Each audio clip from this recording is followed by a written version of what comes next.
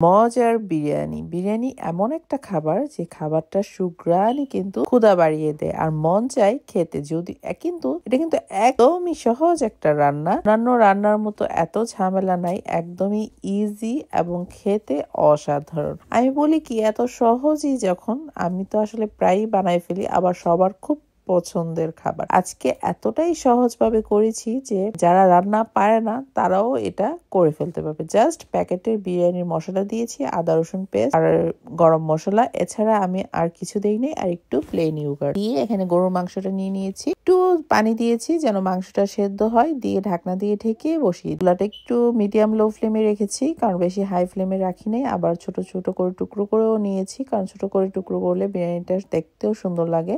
এই যে যখন এরকম কষানো হয়ে গিয়েছে তখন কয়েক টুকরো আলু দিয়ে দিয়েছি।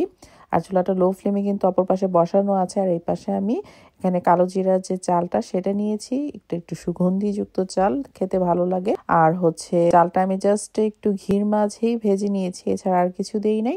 আর এবার কিন্তু এই চালটার মাঝেই আমি ওই কষিয়ে রেখেছিলাম যে মাংস আলুটা, সেটা দিয়ে দিচ্ছি, দিয়ে দিলাম অল্প পরিমাণ। আর পানি, বাস এইটুকুই। মাঝখানে একটু নেড়ে দিচ্ছি, এক দুইবার মাঝখানে একটু নেড়ে দিতে হবে, নয়তো নিচে দিয়ে লেগে যাওয়ার সম্ভাবনা থাকে। আর চুলাটা এবার একদমই লো ফ্লেমে রেখেছি। আর দিয়ে দিলাম একটু কেওড়া ওয়াটার। এখানে একটু পেঁয়াজ বেরেস্তা দেওয়া যায়, বাট রাফান পেঁয়াজ বেরেস্তা দিলে আসলে খেতে চায় না, যার কারণে আমি আর আজকে দিচ্ছি। আর এই যে একদমই পারফেক্ট হয়েছে, মশলা বলেন, তারপর তেল, মানে সবকিছু অনেক বেশি টেস্টি, সবকিছু মিলিয়ে অসাধারণ হয়েছিল আমার আজকের এই বিরিয়ানিটা।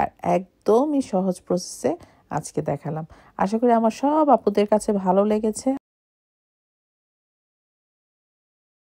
শীতের সময় বিকেলের নাস্তা হিসেবে ফুলকপির পাকোড়াটা কিন্তু খুব ভালো যায়। তো শুরুতে আমি এখানে ফুলকপি কেটে নিয়েছি, তারপর হলুদ আর লবণ দিয়ে একটু সেদ্ধ বসিয়ে দিলাম। সেদ্ধ করলে ফুলকপির যে একটা ভ্যাপসা গন্ধ আছে সেটা চলে যাবে। এবার আমি পানিটা একটু ফুটে আসার সঙ্গে সঙ্গে ফুলকপি প্লেটে উঠিয়ে নিচ্ছি। আর এবার ব্যাটারটা কিভাবে রেডি করছি। শুরুতেই আমি ফ্লাওয়ার নিয়েছি, প্লেন ফ্লাওয়ার নিয়েছি, স্বাদ মতো লবণ, একটু কালো গোলমরিচের গুঁড়ো, আর এখানে তান্দুরি মশলা দিয়েছি। তান্দুরি মশলাটা দিলে একটু ভালো লাগে খেতে, আমার কাছে মনে হয়। একটু পানি, একটু আদা পাউডারটা দিয়েছি, এই জায়গায় পেস্টও দিতে পারেন। আর ব্যাটারটা এতটা স্মুথ একটা ব্যাটার হবে, একটু দানা দানা হবে না। আর এইভাবে হাত দিয়ে আলতো হাতে ঘুরিয়ে ঘুরিয়ে লাগিয়ে নিচ্ছি যেন ভেঙে না যায়, যেহেতু এটা সেদ্ধ করে নিয়েছি। ফুলকপিটা কিন্তু নরম। আর এবার ফুলকপিটার উপরে আমি আবার হাত দিয়ে একটু কর্নফ্লাওয়ার ছিটিয়ে নিচ্ছি, তাহলে কি হবে, এটা অনেক বেশি ক্রিস্পি হবে। উপর দিয়ে আবার একটু কর্নফ্লাওয়ার ছিটিয়ে নিলে, তারপর আলতো হাতে একটু মাখিয়ে নিচ্ছি। আর এইভাবে ডুবো তেলে ভেজে নিচ্ছি।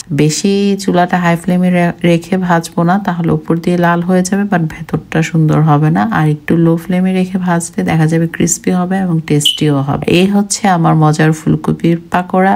আশা করি রেসিপিটা ভালো লেগেছে।